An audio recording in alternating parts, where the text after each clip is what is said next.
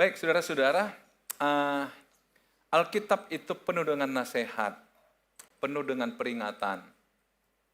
Jadi perintah-perintah di sana, nasihat-nasihat di sana itu semuanya diberikan bagi kita tentu untuk tujuan kebaikan kita.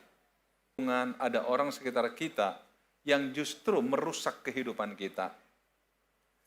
Saya sudah pernah katakan, bahkan berulang kali katakan pada kita, misalkan Taman Eden, Tuhan ingin manusia itu bahagia, sehingga Tuhan buatkan satu taman yang istimewa, yang disebut dengan Eden, betul? Mereka damai, mereka bahagia, tapi di tempat itu juga iblis intervensi. Karena dia nggak suka manusia itu bahagia. Jadi saudara-saudara, kadang kita nggak menyadari bahwa ada orang-orang yang ditunggangi oleh iblis hanya untuk merebut damai sejahtera kita, merebut kebahagiaan kita. Ini harus kita waspada.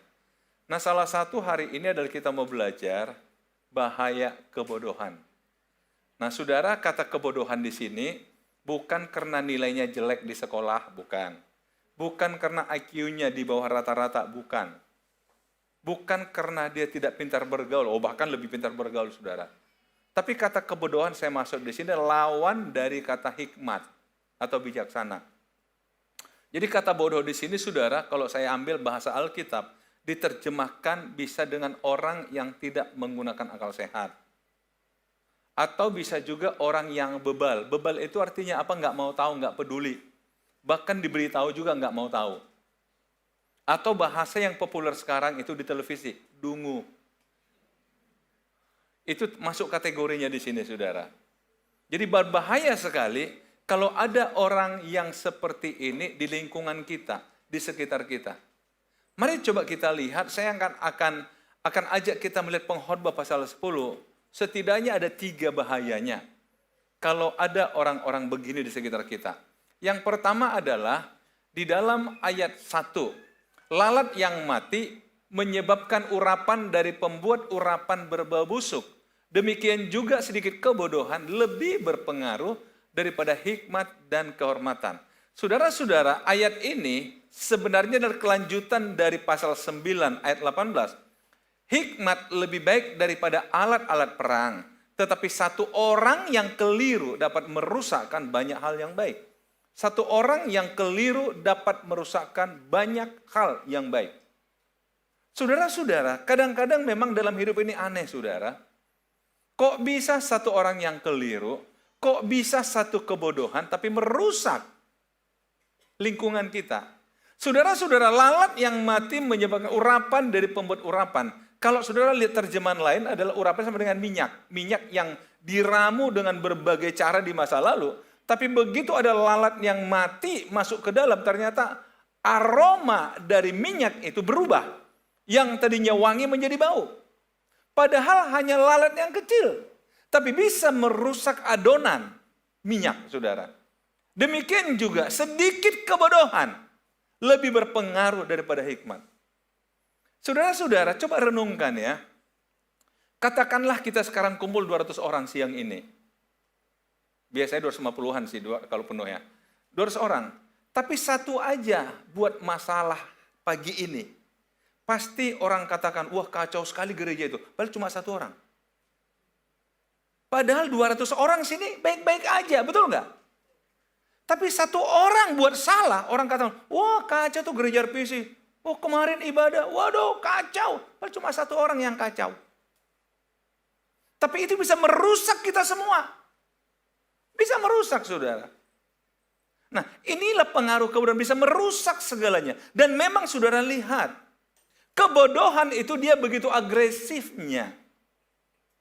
Kebodohan itu dia ingin pengaruhi ke sana, pengaruhi ke sini. Dengan kata lain, saudara, kalau saudara mau tahu, dari prinsip yang dikatakan Alkitab ini, kalau ada orang suka kasak kusuk pengaruh orang lain, berarti dia masuk kategori, itu dia. Seolah-olah dia mengatakan dia yang benar, orang lain salah. Waduh, itu dia. Dia akan mempengaruhi. Kebaikan susah mempengaruhi orang. Yang sering saya katakan misalnya begini saudara. 15 kali kita buat baik pada seseorang. Yang ke-16 kali permintaan dia kita nggak penuhi. Apa dia bilang? berarti selama ini hanya pencitraan ya. Keluar karakter aslinya. Coba lihat. Padahal itu kan yang ke-16 kali. Masa yang 1 kali membatalkan yang 15 kali? Kan nggak masuk akal ya. Kalau saya belajar ilmu penelitian kan nggak valid itu. Masa 1 perbuatan mengalahkan 15 perbuatan? Kan nggak benar. Kalau tarik presentasinya kan kecil itu. Tapi itu fakta, saudara. Itu fakta dalam hidup kita. Nah itu sebab dikatakan dalam Alkitab hati-hati loh. Kebodohan itu lebih berpengaruh. Lebih berpengaruh. Jadi saudara hati-hati. Kalau saudara bergaul dengan orang yang memiliki ciri seperti ini. Suka pengaruhi orang dengan cara dia. Tadi saya katakan arti dari kebodohan di sini adalah orang yang tidak menggunakan akal sehat. Kadang kita pikir begini, kok bisa ya dia begitu? Kok bisa? Ya bisa. Karena dia bodoh. Bilangnya nggak enak. Ya memang begitu. Nggak bisa dibilangin. Nggak bisa dikasih tahu. Masih ingat saudara filosofinya? Orang yang susah dikasih tahu, maka dia akan jadi susah. Karena dia susah dikasih tahu. Intinya ya susah. Hidupnya susah, dikasih tahu susah. Karena nggak mau tahu saudara. Jadi merusak. Saya tidak bermaksud mengatakan kalau ada orang yang berkarakter begini, saudara usir, enggak saudara. Tapi perlu waspada, jangan sampai sedikit kebodohan itu bisa merusak kita. Merusak reputasi kita. Merusak nama baik kita. Merusak. Saudara nggak usah jauh-jauh begini ya. Saudara punya grup WA enggak? Rata-rata pasti punya. Kalau di sana ada orang yang suka negatif terus, saudara senang nggak bacanya? Tapi dibaca terus. Nggak suka, tapi dibaca lagi. Bahkan didiskusikan. Gimana saudara? Nah, ini hidup kita. Tapi coba orang baik-baik. Ya udah biasalah. Seolah kita pikir baik itu biasa. Yang busuk itu nggak biasa gitu ya. Sehingga menarik. Tapi kembali saudara, ini bahaya yang pertama. Kebodohan itu kalau dipelihara, merusak. Kalau ada di lingkungan kita, merusak. Itu sebabnya Salomo katakan, Mazmur 1 mengatakan apa? Berbahagialah orang yang tidak berjalan menurut nasihat orang fasik, yang tidak berdiri di jalan orang berdosa. Yang ketiga, yang tidak duduk dalam kumpulan pencemooh. Pencemooh ini bukan sekedar gosip, saudara. Di atasnya lagi. Silahkan saudara definisikan, di atasnya gosip apa. Kalau gosip kan bisa juga positif. Kalau pencemooh, orang pakai baju bagus salah, apalagi pakai baju jelek. Pakai baju bagus, dia bilang, baju siapa lah dipinjamnya itu? Cobalah lihat. Tapi coba baju jelek, wah nggak dihormatinya dirinya. Coba lihat. Oke lah, itu pencemooh lah itu. Jadi hati-hati saudara. Lama-lama saudara bergaul dengan dia, saudara ikut-ikutan mencemooh. Ya juga ya. Kalau kepikir-pikir ya juga ya. Nah cobalah lihat. Udah ikut kan? Ya saya mempengaruhi. Janganlah kasih kesempatan begitu mempengaruhi hidup saudara. Ya. Jadi kalau saudara mau baca apapun itu, biarlah itu hal-hal yang positif, yang tidak merusak kehidupan kita, yang tidak merusak paradigma kita, yang tidak merusak pola pikir kita, saudara. Hati-hati kebodohan, merusak banyak hal yang baik. Sama seperti ini, hikmat yang lebih baik daripada alat-alat perang. Tetapi satu orang yang keliru dapat merusakkan banyak hal yang baik. Merusak banyak yang baik. Jadi, saudara-saudara, kita pernah buat satu acara, mengundang satu pembicara, dia seorang pengusaha yang punya karyawan 50 ribuan orang. Jadi waktu satu acara itu, ada seorang bertanya begini, Pak, boleh nggak kasih tahu kita, bagaimana Bapak mengelola manajemen perusahaan Bapak seperti apa, sehingga tidak pernah terekspos di media ada karyawan Bapak itu yang unjuk rasa demo besar-besaran. Sementara saya, karyawan 50, demo terus kerjanya. Nah ini teman pengusaha kata gini, kami itu punya seperti tim intelijen. Jadi kalau ada satu orang udah mulai dia nggak puas dengan perusahaan, udah mulai pengaruhi si A, si B, atau dengan kata lain udah mulai berpotensi jadi provokator, kami segera dekati dia, rangkul dia. Rangkul dia. Kami mulai dengarkan dia, bahkan bila perlu kasih dia posisi. Nah akhirnya dia akan berubah dari provokator menjadi motivator. Jadi ternyata antara provokator dan motivator itu tipis sekali saudara. Sama-sama orang hebat. Cuma yang satu minta perhatian dengan cara jadi provokator, tapi begitu diperhatikan jadi motivator dia bagi sesamanya. Jadi tolong saudara, kalau ada orang mulai ganggu saudara, jadikan dia motivator. Gimana caranya? Itu saudara yang tahu. Tapi kembali saudara, hati-hati. Yang kedua, bahaya dari kebodohan. Pengkhotbah 2 ayat 2. Kita ambil ayat yang simpel-simpel aja saudara. Hati orang berhikmat menuju ke kanan, tapi hati orang bodoh ke kiri. Saya coba baca saudara, ini ternyata seperti satu ungkapan di masa itu. Menuju ke kiri, hati orang bodoh ke kiri artinya apa? Dia selalu bertindak yang tidak biasa. Jadi misalkan orang udah sepakat begini, dia sengaja begini. Sengaja bertindak aneh, di luar kebiasaan. Hanya untuk cari perhatian lah, hanya untuk inilah. Walaupun kita tanya, kenapa kamu gak setuju? Ya paling gak setuju aja aku. Ya alasannya apa? Gak perlu alasan, gak setuju aja aku. Kenapa? Dia memang selalu yang kelihatan beda. Dia pikir dia hebat. Padahal, halo, padahal, kok saudara sungkan sekali sih? Ke kiri, orang ke kanan dia ke kiri. Saudara-saudara, jadi kalau kan selalu ada begitu ya, kita kumpul, tiba-tiba ada aneh seseorang. Orang lagi ketawa, dia diem, tapi orang diem dia ketawa, misalnya. Ayo.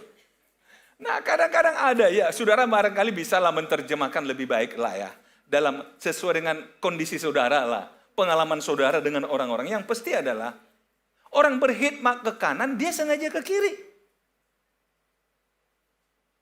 Saudara-saudara, hati-hati, ini bahayanya.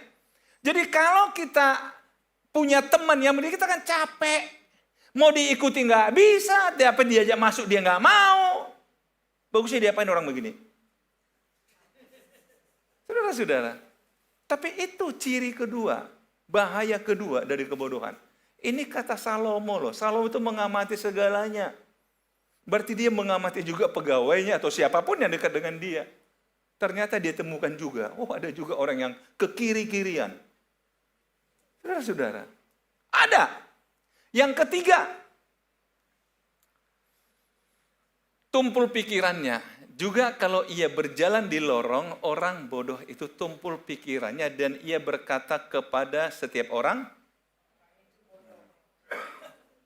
Jadi saudara, ayat ini tolong dihafal baik-baik. Gampang kok. Pengkhotbah 10 ayat 3.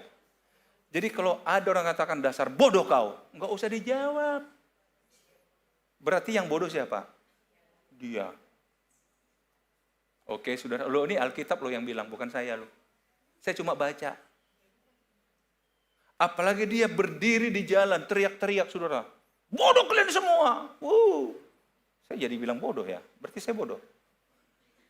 Jadi kalau orang begitu saudara, nggak usah tersinggung. Kalau orang katakan begini, kok kamu nggak tersinggung bilang gitu? Enggak, saya pegang ayat dalam Alkitab.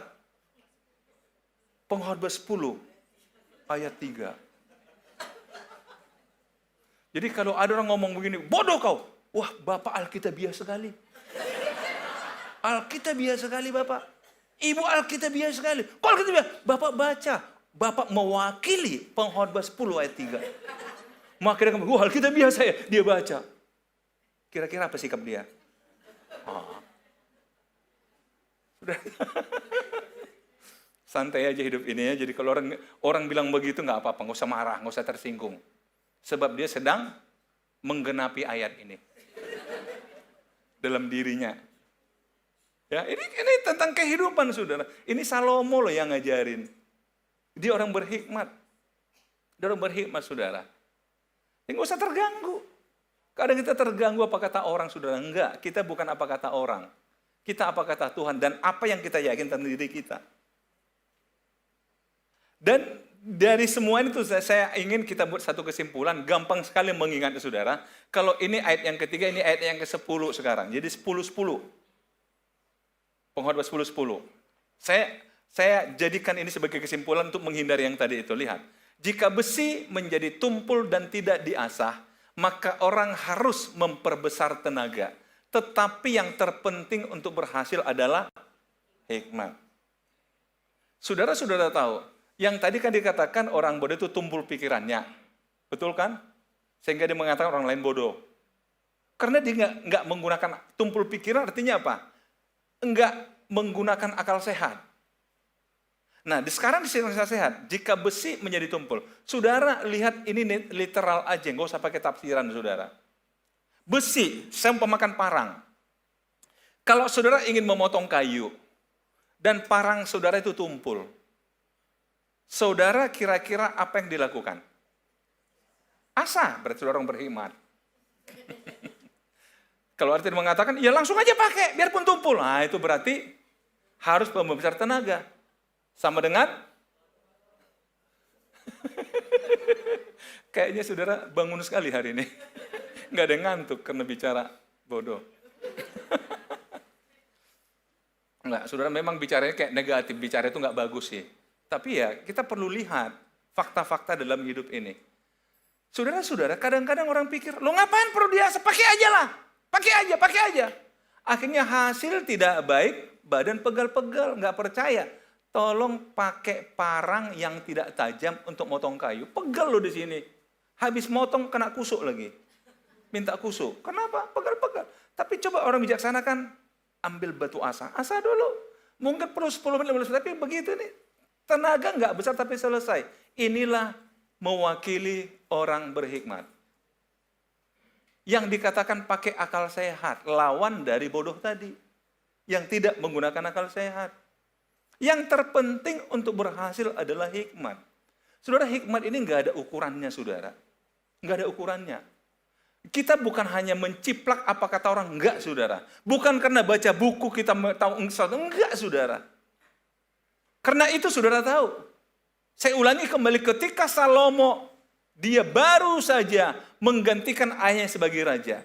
Yang pertama lakukannya apa? Dia bawa korban persembahan kepada Tuhan. Dia persembahkan 1000 ekor lembu. Karena itu pada malam hari dia bermimpi. Tuhan katakan pada Salomo, Salomo apa yang kau inginkan?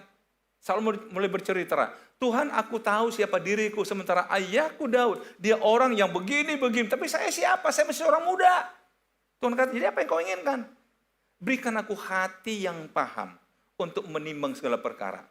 Itulah akhirnya terjemahkan dengan hikmat, saudara. Dan saudara lihat di Alkitab, masalah pertama, saudara bisa baca 1 Raja-Raja pasal 3. Masalah pertama yang dari Salomo apa? Ada 2 orang ibu berebut bayi. Itu masalah pertama. 1 bayi dibawa pada Salomo. Siapa ibunya? Dulu belum ada tes DNA, saudara. Tapi dibawa pada Salomo. Berebut. Saudara-saudara tahu, hikmat Salomo katakan, ambil saya pedang. Tolong, katakan pergi, belah 2 anak ini, satu sebelah dia mungkin dia tanya, mungkin supaya seru, kalau drama seru. Ibu mau sebelah kanan atau sebelah kiri? Ibu sebelah mana? Dan dibelah anak ini, ayo. Saudara, seorang ibu katakan, iya Tuhan, bagus begitu, belah aja biar adil. Tapi saya katakan, Tuanku tolong anak ini jangan dibunuh, serahkan aja pada ibu ini, yang penting ada yang nggak mati. Tapi lihat, Salomo tahu, yang minta anak ini mati berarti ini ibu palsu. Ibu KW. Tapi yang mau anak ini hidup, ini ibu asli. Dari mana Salomo bisa buat begitu? Ada rumusnya? Enggak ada. Apa pernah baca buku? Enggak. Tapi dia punya hikmat, saudara, memberikan pertimbangan yang matang. Ini yang kita butuhkan dalam hidup. Yang terpenting untuk berhasil adalah hikmat. Kita perlu hikmat, saudara. Karena kadang setiap waktu kita harus buat keputusan. buat keputusan. Tapi milikilah hikmat. Bukan karena tenaga, bukan karena kekuatan, bukan karena apapun. Tapi dengan hikmat, kita bisa berhasil. Amin, saudara? Oleh karena itu hati-hati, bahaya dari kebodohan. Tapi jadilah orang berhikmat. Tuhan Yesus memberkati.